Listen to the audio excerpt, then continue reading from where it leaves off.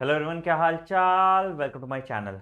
So guys, biotechnology and इस application आपका बच गया था। उस चैप्टर का उधार था मेरे ऊपर, तो आज हम उस चैप्टर को कंप्लीट कर लेंगे। पूरी आपकी रैपिड एनसीईआरटी रिवीजन की प्लेलिस्ट चल रही है, जहाँ पे फेज 1 के सारे चैप्टर्स आपके कराए जा रहे हैं।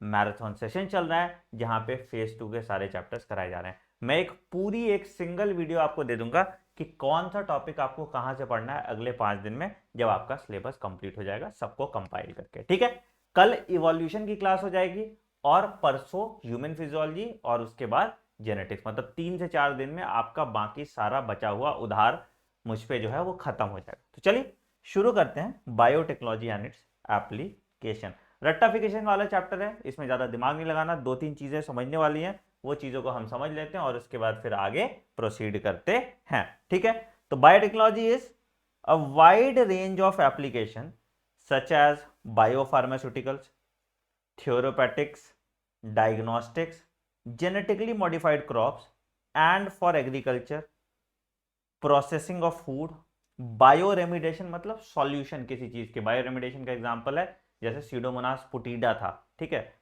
Waste treatment and energy production, इन सब के लिए हमें बायोटेक्नोलॉजी का इस्तेमाल करना पड़ता है। ठीक है, 3 क्रिटिकल रिसर्च एरिया है बायोटेक्नोलॉजी के। पहला कि प्रोवाइडिंग द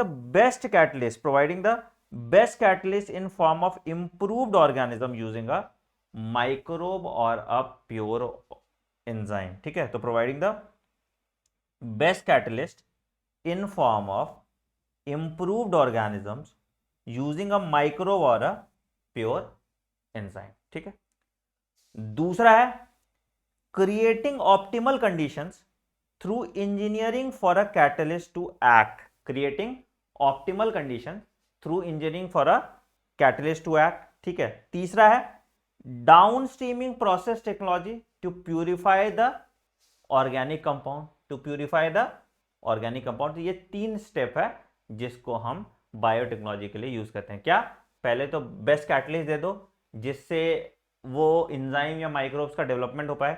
दूसरा, उसको एक ऑप्टिमल कंडीशन दो। तीसरा, उसका क्वालिटी चेक कर लो ताकि वो कि सब काम सही कर रहा है या नहीं कर रहा है। ठीक है, क्या क्या एग्रीकल्चर में यूज हुआ बायोटेक्नोलॉजी का उसकी बात करते हैं। पहला, इंक्रीजिंग फूड प्रोडक्शन। पहला, agro based chemical.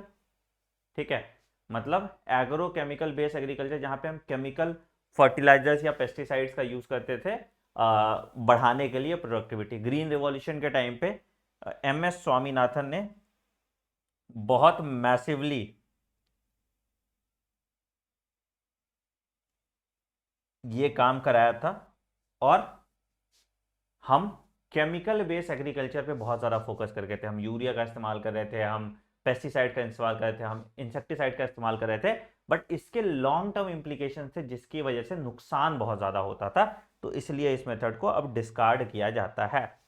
Organic agriculture दूसरा चीज़ है। ऑर्गेनिक एग्रीकल्चर में क्या होता है कि ये सब प्रॉब्लम्स तो सॉल्व हो जाएंगे बट इसकी प्रोडक्टिविटी थोड़ी लो होती है। तो ऑर्गेनिक एग्रीकल्चर की क्या होती है कि प्रोडक्टिविटी जो है थोड़ी वो लो होती है। प्रोडक्टिविटी जो है वो लो होती है। ठीक है, इसलिए इन दोनों का रेमेडी निकालने के लिए हमने genetically engineered crop based agriculture start किया।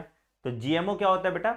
दीज आर जीएम क्रॉप्स या जेनेटिकली मॉडिफाइड क्रॉप्स जिसमें हम दूसरा जीन डालेंगे जिससे हमको डिजायर्ड प्रोडक्ट मिल जाए। तो जीएमओ या जीएम बेस्ड क्रॉप्स और transgenic organisms are the plant, bacteria, fungi and animals whose genes are altered by manipulation। मतलब हम जेनेटिक चेंजेस उसमें कर देंगे जिससे हमको डिजायर्ड प्रोडक्ट मिलेगा। हम जेनेटिक चेंजेस उसमें कर देंगे जिससे हमको डिजायर्ड प्रोडक्ट मिलेगा। तो अभी बहुत ज्यादा लोग जेनेटिकली मॉडिफाइड ऑर्गेनिज्म की तरफ जा रहे हैं क्योंकि ये क्या है, एक तो एफिशिएंसी बढ़ा देता है प्लस इसके जो नेचर पे इंप्लीकेशंस हो रहे हैं वो इंप्लीकेशंस भी कम होंगे। ठीक है, याद रखिएगा नाम, M S Swaminathan is the father of green revolution in India.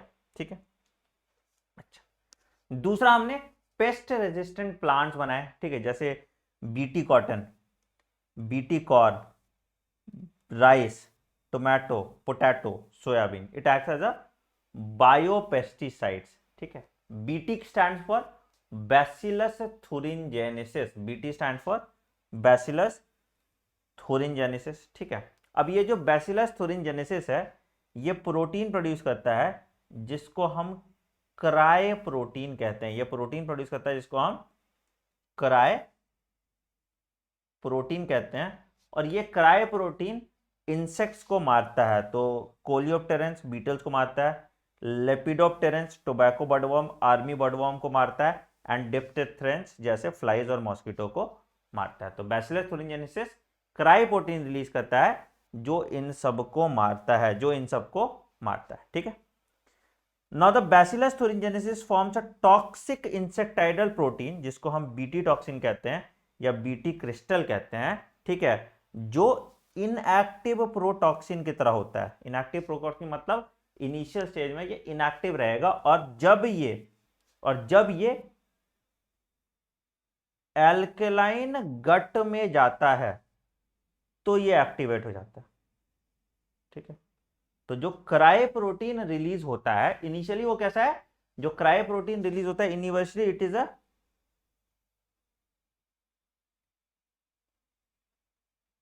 Protoxin, it is a protoxin. और जब ये अल्कलाइन गट में जाता है तो ये एक्टिवेट हो जाता है। जब ये अल्कलाइन गट में जाता है तो ये एक्टिवेट हो जाता है। क्लियर है? क्लियर है? क्लियर है? सबको क्लियर है?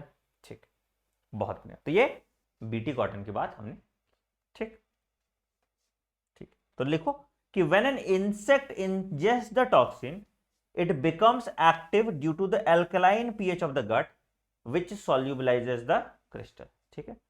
फिर टॉक्सिन बाइंड कर जाता है मिडगट एपिथेलियल सेल के साथ और पोर्स क्रिएट करता है जिससे सेल स्वेलिंग और लाइसिस होता है और जिससे इंसेक्ट मर जाता है। तो उसके बीच वाले गट या पेट के रीजन से बाइंड कर जाता है और इंसेक्ट मर जाता है, ठीक है ठीक है ठीक है। कौन कौन सा क्राय जीन है, तो क्राय 1AC और क्राय 2AB कंट्रोल करता है कॉटन बॉलवॉर्म को एंड क्राय 1AB कंट्रोल करता है कॉर्न बोरर को। तो क्राय 1AC और क्राय 2AB कॉटन बॉलवॉर्म और क्राय 1AB कॉर्न बोरर, इस सब पे सवाल आया हुआ है कि क्राय प्रोटीन तुम्हारा जो है इंसेक्टाइडल टॉक्सिन है, प्रोटॉक्सिन है, इस पे सवाल आया हुआ है। फिर उसका टोबैको बर्डवर्म पे सवाल आया हुआ है ना, किस पे अटैक करता है। तो जो जो रेड किया हुआ है इन सब पे सवाल आया हुआ है। कोई दिक्कत यहां तक? ठीक है, क्लियर है। तो क्या था, बैसिलस थोरिनजेनेसिस एक प्रोटॉक्सिन रिलीज करता है जिसको हम प्लांट में डाल देते हैं, कॉटन प्लांट में डाल देते हैं, ठीक है। प्रोटॉक्सिन है मतलब इनएक्टिव टॉक्सिन है, नेचुरल कंडीशन में एक्टिव नहीं रहेगा, ठीक है। ये जब इंसेक्ट के मिडगट में जाता है तो वहां पे अल्कलाइन पीएच है, तो वहां पे ये जाके एक्टिवेट हो जाता है और बाइंड कर जाता है मिडगट के साथ और परफोरेशन क्रिएट करता है जिससे मेरा इंसेक्ट मर जाता है। क्लियर? क्लियर है। चलिए अगला बढ़ते हैं, nematode resistance in tobacco plants, ठीक है। अब बहुत इंपॉर्टेंट है, ये ध्यान से समझना, ठीक है। एक नेमेटोड है जिसका नाम है माइलोडिजाइन इनकॉग्निशिया, कितना बढ़िया नाम है, ठीक है। क्या करता है, it affects root of tobacco plants causing a reduce in the yield, ठीक। कैसे हम इसको प्रिवेंट कर सकते हैं, it can be prevented by RNA interference strategy, ठीक है। आरएनए इंटरफेरेंस नेचुरली बैक्टीरिया में प्रेजेंट होता है टू कॉम्बैट वायरल इन्फेक्शन, ठीक है। तो RNA interference is a method of cellular defense, sorry not bacteria, in eukaryotic organism, ठीक है, is a method of cellular defense in all eukaryotic organism. It prevents translation of a specific mRNA by adding a complementary double stranded RNA molecule. बहुत basic सा चीज समझो, बहुत basic सा चीज समझो, क्या बोल रहा है, ध्यान से समझना मेरी बात। क्या बोल रहा है, सपोज मान लो कि हमको पता है डीएनए से क्या बनता है, आरएनए, और आरएनए से क्या बनता है, ठीक है। डीएनए क्या होता है, double standard, double standard, standard बोल डबल स्ट्रैंडेड। आरएनए क्या होता है, सिंगल स्टैंडर्ड, है ना। तो डबल स्टैंडर्ड से सिंगल स्टैंडर्ड होता है और ये ट्रांसलेट कर जाता है प्रोटीन में, ठीक है ठीक है। तो जो डीएनए है इसका सिर्फ एक स्ट्रैंड रेप्लिकेट करके आरएनए बनाता है, ठीक है, और फिर इस आरएनए से प्रोटीन बन जाता है। बट अगर मान लो कि इसी आरएनए का हम एक कॉम्प्लीमेंट्री आरएनए बना दें, तो दोनों बाइंड करके क्या बना देगा, डबल स्ट्रैंडेड आरएनए, और इससे क्या होगा, प्रोटीन सिंथेसिस नहीं होगा और ट्रांसलेशन स्टॉप हो जाएगा। इसी को कहते हैं साइलेंसिंग ऑफ आरएनए, इसी को कहते हैं साइलेंसिंग ऑफ आरएनए, ठीक है। तो मतलब जो आरएनए ये बन रहा था, इसका अगर हम एक कॉम्प्लीमेंट्री आरएनए साथ के साथ बना दें, तो बेचारा अपने आरएनए के साथ ही मिल जाएगा और प्रोटीन प्रोड्यूस नहीं करेगा, और इसको हम कहते हैं साइलेंसिंग ऑफ एमआरएनए। तो क्या कर रहे हैं हम, by introducing a complementary double stranded RNA molecule, ठीक है। The source of this complementary RNA is from infection by virus या मोबाइल जेनेटिक एलिमेंट, ट्रांसपोजोन कहते हैं, या इसको हम जंपिंग जीन कहते हैं, ठीक है। तो मतलब कहीं से एक फ्रैगमेंट ले सकते हैं, ट्रांसपोजन ले सकते हैं, या वायरस इंफेक्शन करा सकते हैं, क्या कहते हैं इसको, जंपिंग जीन कहता है, ठीक है, which can replicate via RNA intermediate, ठीक। तो क्या होगा इससे, तो using Agrobacterium vectors nematode specific genes is introduce into the host plant, ठीक है, nematode specific gene is introduce in the host plant, ठीक है। It produces both sense and antisense RNA in the host cell. तो दोनों मिलके क्या बना देगा, डबल स्ट्रैंडेड आरएनए, और इससे क्या होगा, इससे साइलेंसिंग ऑफ आरएनए होगा, और इससे the parasite won't be able to survive. क्यों, क्योंकि बेचारा प्रोटीन सिंथेसिस नहीं कर पाएगा, तो फिर मर जाएगा, सिंपल एज दैट, है ना। अगर ये प्रोटीन सिंथेसिस नहीं कर पाया तो मर गया ना, एज सिंपल एज दैट, इसमें क्या है, ठीक है।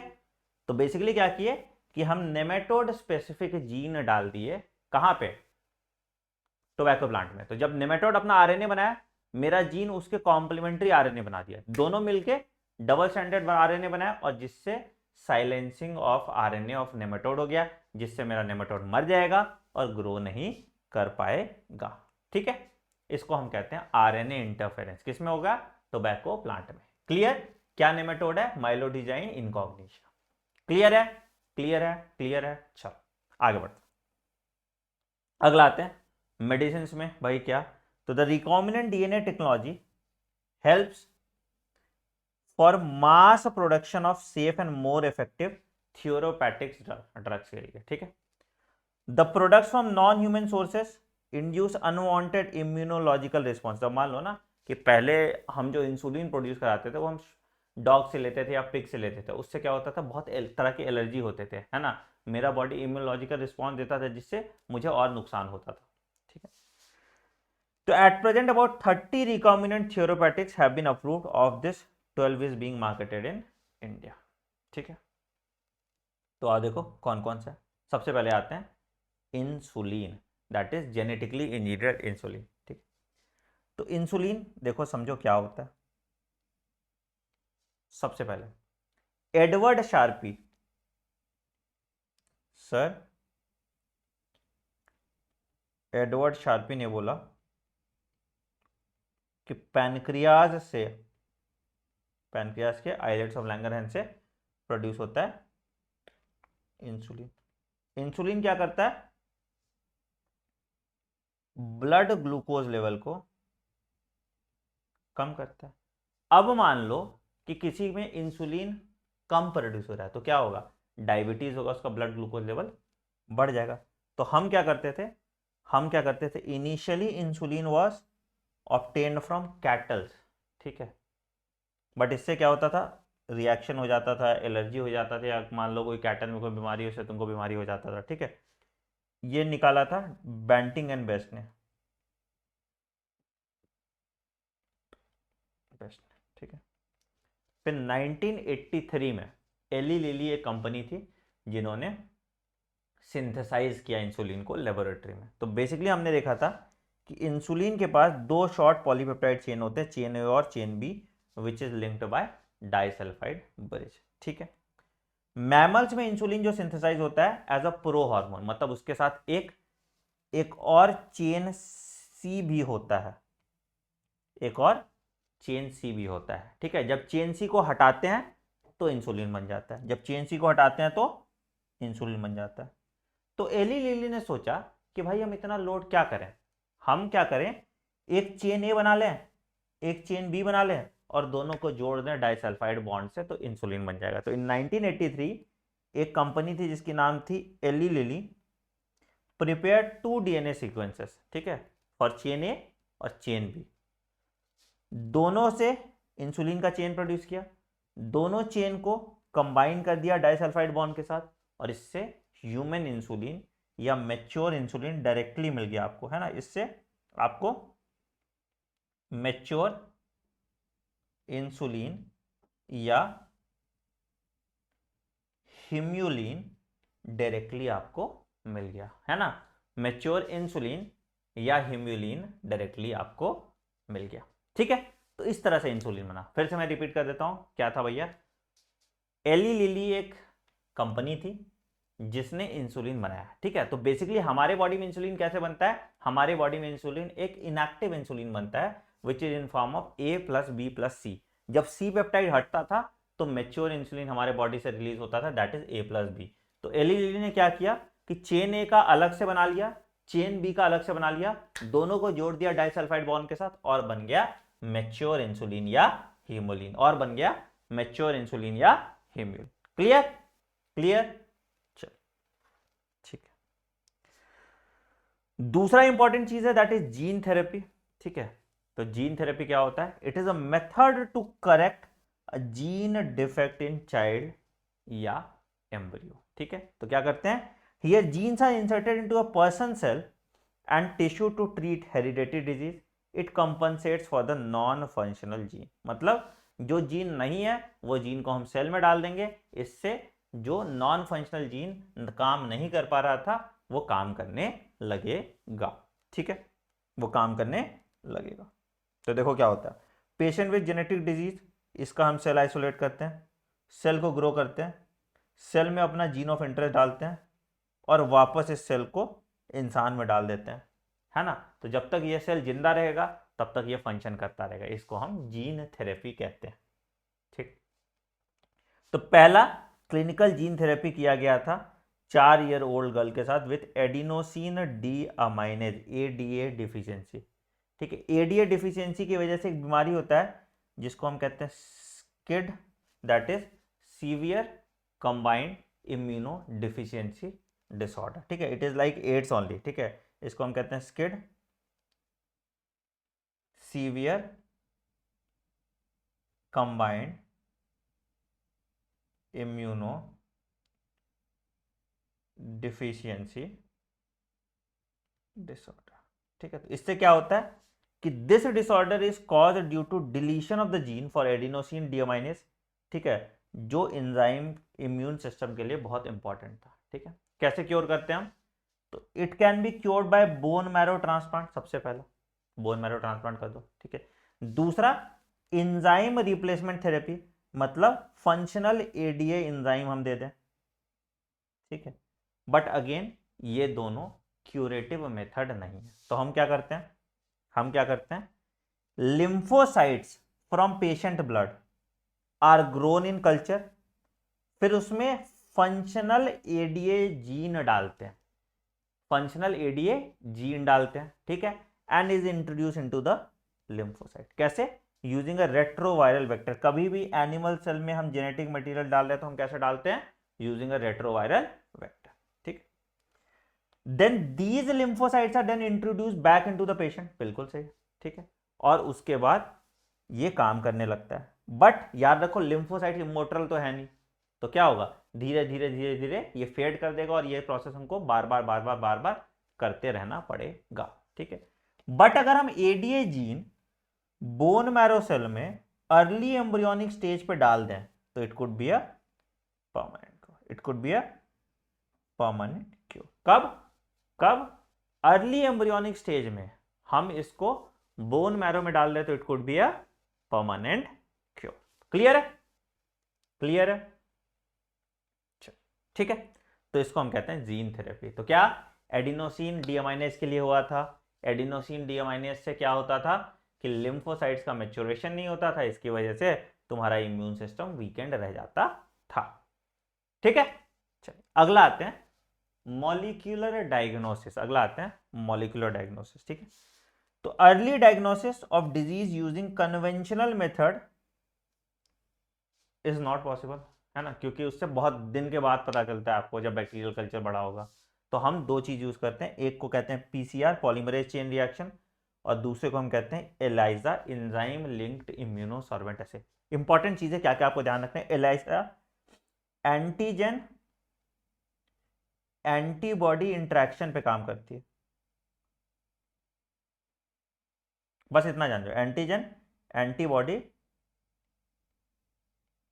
इंटरेक्शन पे काम करती है। ठीक है, पीसीआर पॉलीमरेज चेन रिएक्शन आपका ये काम करता है सीधे जेनेटिक मटेरियल पे। तो इसको जब हम पीसीआर करते हैं तो हम सदर्न ब्लॉटिंग टेक्निक यूज करते हैं। क्या करते हैं हम, बेसिकली जो जेनेटिक मटेरियल है डीएनए, हम उसको एम्पलीफाई कर लेते हैं और देखते हैं कि भैया ये फॉरेन जीन है या कि नहीं वहां। ठीक है, इसमें हम वेस्टर्न ब्लॉटिंग टेक्निक यूज करते हैं। ठीक है, क्योंकि प्रोटीन इन्वॉल्व है। ठीक है, तो ये याद रखना, इस दोनों पे सवाल आता है, वेस्टर्न ब्लॉटिंग टेक्निक यूज करते हैं, इस पे हम वेस्टर्न ब्लॉटिंग टेक्निक यूज करते हैं। ठीक है, तो इसका पीसीआर देखो, तो presence of a pathogen is normally suspected based on symptoms. ठीक है, बट ये बहुत दिक्कत है। तो very low concentration of bacteria और virus can be detected by amplification of their nucleic acid, जिसको हम पीसीआर करते हैं। ठीक है, अब तुम देखोगे आरटी पीसीआर भी करते हैं। तो आरटी पीसीआर क्यों करते हैं, RT is reverse transcription, PCR is polymerase chain reaction. तो पहले हम आरएनए को कन्वर्ट करेंगे डीएनए में, और उसके बाद डीएनए का हम एम्प्लीफिकेशन करते हैं। ठीक है, तो अगर कोई मान लो आरएनए वायरस है, जैसे तुम्हारा कोविड का वायरस होता है, तो फिर उसमें हम पहले आरटी-पीसीआर करते हैं। ठीक है, क्लियर है, क्लियर है, क्लियर है। क्या क्या PCR, detect HIV, detect gene mutation and genetic disorder को आइडेंटिफाई करते हैं। ठीक है, तो क्या करते हैं, अ सिंगल स्ट्रैंडेड डीएनए और RNA tagged with radio active molecule is hybridize. तो हमको पता चल जाता है अगर मॉलिक्यूल चिपक गया, मतलब मान लो कि एक सेगमेंट है, एटीजीसी सेगमेंट है, कोई भी एक सेगमेंट है जिसमें पैथोजन स्पेसिफिक सेगमेंट है, तो वो अगर चिपक गया तो वो वाला पार्ट क्या होगा कि रेडियो एक्टिव होगा, तो वो चमक जाएगा, और चमक जाएगा तो हमको दिख जाएगा कि वहां पे म्यूटेटेड जीन है, because the probe will not have complementarity with the mutated gene. ठीक है, तो इसको हम पीसीआर कहते हैं। ठीक है, एलाइजा क्या है, based on the principle of antigen antibody interaction, antigen antibody interaction. तो infection by pathogen can be detected by presence of antigens. ठीक है, by detecting the antibody synthesise against the, तो या तो एंटीजन हम देख लेंगे या उसके अगेंस्ट जो एंटीबॉडी बना है उसको देख लेंगे, और हमको पता चल जाएगा करना है या नहीं करना। क्लियर है, क्लियर है, क्लियर है, क्लियर है, क्लियर है, क्लियर है, क्लियर है। चल, बहुत अमेजिंग। अब आते हैं ट्रांसजीनिक एनिमल्स की बात करते हैं, ट्रांसजीनिक एनिमल्स। ठीक है, तो these are animals whose genome has been altered by introduction of a foreign gene। याद रखिएगा 95% सारे ट्रांसजेनिक एनिमल्स चूहे हैं। ठीक है, क्यों यूज करते हैं हम ट्रांसजेनिक एनिमल्स, उसका रीजन समझो क्या, to study the regulation of gene and their action on normal physiology and development. मान लो कि कोई एक जीन काम कैसे करता है, तो क्या होगा, किसी एक नॉर्मल सेल को लेंगे और किसी एक नॉर्मल ऑर्गेनिज्म को लेंगे और एक ट्रांसजेनिक एनिमल को लेंगे, और दोनों में डिफरेंस देखेंगे तो आपको डिफरेंस पता चल जाएगा। ठीक है, दूसरा example study of complex factors like insulin, like growth factor, या कोई और चीज है तो कैसे काम करता है, उसके लिए हम ट्रांसजेनिक एनिमल्स का यूज करते हैं। ठीक है, दूसरा स्टडी ऑफ डिजीज, मान लो किसी को अल्जाइमर्स हो रहा है तो अल्जाइमर्स कैसे काम करता है, ठीक है, उसको पढ़ने के लिए हम डिजीज करते हैं। तो transgenic models of many human disease such as cancer, cystic fibrosis, rheumatoid arthritis and Alzheimer's are use. तो बच्चे अब बस समझो ना कि मान लो कि तुमको ड्रग ट्रायल करना है या कुछ भी करना है, तो आपको ऐसे जानवर चाहिए होंगे जिसमें वो बीमारी हो। तो हम क्या करते हैं कि हम चूहा लेते हैं, चूहा को अल्जाइमर वाला बीमारी डाल देते हैं और फिर हम उस पर देखते हैं कि वो कैसे रिस्पॉन्ड करता है। ठीक है। तीसरा, biological products. Some medicine contains expensive biological products. ठीक है, some medicine contains expensive biological products. ठीक है, that is use to produce useful biological products. ठीक है, तो अब भाई जैसे ये बायोलॉजिकल प्रोडक्ट जैसे डाल के हम निकाल सकते हैं, जैसे human protein alpha 1 trypsin antitrypsin emphysema के ट्रीटमेंट के लिए, फिनाइल कीटोनूरिया और सिस्टिक फाइब्रोसिस के ट्रीटमेंट के लिए भी इस तरह से हम बायोलॉजिकल प्रोडक्ट डेवलप करने की कोशिश करते हैं। ठीक है, 1997 में रोजी बनाई गई थी, पहला ट्रांसजेनिक कॉ थी जो 2.4 है, 24 नहीं है, देख लेना, 2.4 ग्राम पर लीटर प्रोटीन देती है। ठीक है, दैट इज अल्फा लैक्टोल्ब्यूमिन। ठीक है, which is more perfect for human body than natural cow milk. ठीक है, तो रोजी 1997 पहली ट्रांसजेनिक गाय थी जो अल्फा लैक्टोल्ब्यूमिन रिच तुम्हारा मिल्क प्रोवाइड करती थी, which was better than natural cow milk, which was better than natural cow milk. ठीक है, अगला, वैक्सीन सेफ्टी एंड टेस्टिंग के लिए, अगर मान लो हमको वैक्सीन चेक करना है कि काम कर रहा है कि नहीं कर रहा, तो उसके लिए तो transgenic mice is being developed to test vaccine safety before they are use for humans. ठीक है, फिर केमिकल सेफ्टी टेस्टिंग, अब मान लो कोई शैम्पू है तो शैम्पू एक बार लगा के देख लो एनिमल्स पे, ठीक है, काम कर रहा है कि नहीं, तो इससे पता चल जाता है। ठीक है, तो इन सब के लिए हम ट्रांसजेनिक एनिमल्स यूज करते हैं। क्लियर है? कुछ ऐसा इसमें डिटेल में समझाने लायक कुछ है नहीं, इतना ही तुम पे सवाल आता है। सवाल जो आता है कि भैया सबसे ज्यादा ट्रांसजेनिक एनिमल कौन सा है, माइस, बता दोगे? इजी है। चलिए आगे बढ़ते हैं। अब आते हैं एथिकल इश्यूज क्या क्या है बायोटेक्नोलॉजी पे। सबसे पहला एक ऑर्गेनाइजेशन है genetic engineering approval committee, GAC, इस पे सवाल आया था। तो यही डिसीजन लेती है safety of GM organism for public health and services. किसी का भी तुम क्लोन नहीं कर सकते हो, किसी का भी जीन किसी में नहीं डाल सकते हो। ठीक है, क्योंकि अगेन एथिकल इश्यूज आएगा, मतलब कुछ कुछ चीज़ों को आपको देखना पड़ता है कि उसका नेचर पे क्या इम्प्लीकेशन है या कहीं और क्या इम्प्लीकेशन है, वो देखना बहुत ज़रूरी हो जाता है। तो इसलिए एथिकल इश्यूज यहाँ पे आ जाते हैं। ठीक है, ठीक है, ठीक है, क्या क्या? तो certain companies have got patents for products and technologies, ठीक है, that make the use of genetic material that has been identified indigenous to the people of the country. ठीक है, तो अब देखो क्या है कि इसको हम कहते हैं बायो पेटेंट। क्या कहते हैं इसको? अब देखो बायो पेटेंट की जरूरत क्या थी, पहले ये समझो। सपोज मान लो कि एली लिली ने 1983 में इंसुलिन बनाया। ठीक है, अब मान लो कि मुझे वही इंसुलिन बनाना हो, तो मुझे तो सब कुछ पता है कैसे बनाएगा एली लिली, फटाफट हम जाके बना लेंगे इंसुलिन बिना किसी देरी के। ठीक है, तो अब एली लिली का तो बैंड बज गया, हम तो इंसुलिन सस्ते में दे सकते हैं। हम इंसुलिन सस्ते में दे सकते हैं नहीं, क्यों? क्योंकि एली लिली ने तो रिसर्च और डेवलपमेंट में इतना पैसा खर्चा किया, मुझे तो वो पैसा खर्च नहीं करना, तो मैं तो और सस्ते में दे दूंगा इंसुलिन। बैंड किसका बजा? एली लिली का। कल को एली लिली कोई रिसर्च एंड डेवलपमेंट का काम नहीं करेगा। इसीलिए कि सपोज मान लो कि मैंने कुछ डिस्कवर किया, मान लो मैंने ये पेंसिल डिस्कवर किया, तो इस पेंसिल बनाने की राइट मुझे ही सिर्फ मिलेगी, तभी हम साइंटिफिक डिस्कवरी को प्रमोट कर पाएंगे, नहीं तो हम नहीं कर पाएंगे। ठीक है, तो इसीलिए इसको हम बायो पेटेंट कहते हैं कि भैया जो इसका बनाने का राइट है ये एक्सक्लूसिवली आपको दे दिया जाएगा। ठीक है, ठीक है, तो देखो जैसे basmati rice, herbal medicine, turmeric, neem वगैरह सबके लिए। तो basmati rice has a unique aroma. India has 27 varieties of basmati rice. In 1997 एक अमेरिकन कंपनी आई और उसने बासमती राइस का पेटेंट ले लिया यूएस से। ठीक है, तो क्या क्या किया इसने? इसने एग्जिस्टिंग वैरायटी को सेमी डॉर वैरायटी के साथ क्रॉस करके नया पेटेंट बना लिया, जो कि गलत है ना? उनको हमारे थ्रू जाना चाहिए था, and they should not have right to sell basmati rice. ठीक है, तो this was actually derived from Indian farmers varieties. Indian basmati was cross with semi डॉग varieties and claimed as a novelty. तो ये तो गलत हो गया ना, है ना? ये तो गलत हो गया, राइट?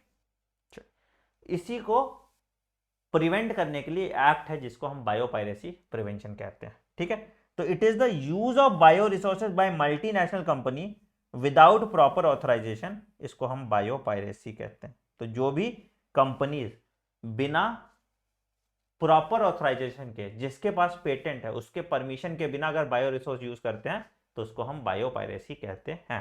ठीक है, तो Indian parliament has clear the second amendment bill of Indian patent bill that is considered to take this further. ठीक है, तो अब वो जैसे जैसे जैसे पायरेसी है उस पर लड़के उसका वापस लेगी। ठीक है, क्लियर है, क्लियर है। तो बायो पायरेसी प्रिवेंट करना होता है। ठीक, तो आपने देखा जीएसी, आपने देखा बायो पेटेंट और आपने देखा बायो पायरेसी। ठीक है, छोटू सा चैप्टर था, इस चैप्टर को हमने कंप्लीट कर दिया फटाफट। पीडीएफ आपको इसका मिल जाएगा मेरे टेलीग्राम चैनल पे t.me/आनंद मनी 001। ठीक है, फटाफट इस चैप्टर को रिवाइज कर लीजिएगा और कोई भी डाउट हो तो इसे पूछ लीजिएगा। देखो इस पे सवाल बहुत बेसिक सा सिंपल सा, कहाँ कहाँ से आएगा भैया, मैंने बता दिया। Vitamin A in rich rice, golden rice. ठीक है, फोर्टिफिकेशन के लिए कुछ कुछ पॉइंटर्स लिख लो जो एडेड है। Vitamin A in rich rice, क्या कहते हैं इसको, गोल्डन राइस। ठीक है, अच्छा एक और आता है फ्लेवर सेवर। ये क्या होता है कि अगर मान लो कुछ टोमेटो है, ठीक है, टोमेटो क्या होता है जल्दी सड़ जाता है, तो क्या करते हैं हम, पॉली गैलेक्टोरिनेज जो होता है इसको हम डिग्रेड कर देते हैं या इसको हम बनने नहीं देते हैं, तो क्या होता है पेक्टिन का डिग्रेडेशन कम हो जाता है। तो फ्लेवर सेवर से क्या होता है, टमाटर ज्यादा देर तक स्टिफ रहता है। ठीक है, हिरुडीन, ये एंटीकोएगुलेंट होता है। तो हिरुडीन में हम क्या करते हैं कि ब्रासिका नेपस में